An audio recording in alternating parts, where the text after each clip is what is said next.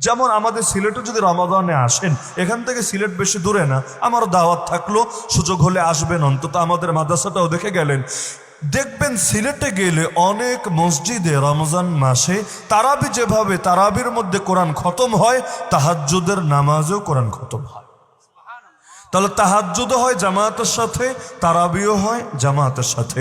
কিন্তু এই এলাকাগুলোতে আমার ধারণা নাই, তবে এদিকে তাহাজ্জুদ কি জামাতের সাথে হয় নাকি? সম্ভবত না। ওদিকে যদি আরও যান, নরসিংদী যান, গাজীপুর যান, ঢাকা যান, নারায়ণগঞ্জ যান, এমন একটা মসজিদে আদৌ খুঁজে পাওয়া যাবে কিনা আল্লাহ ভালো জানে।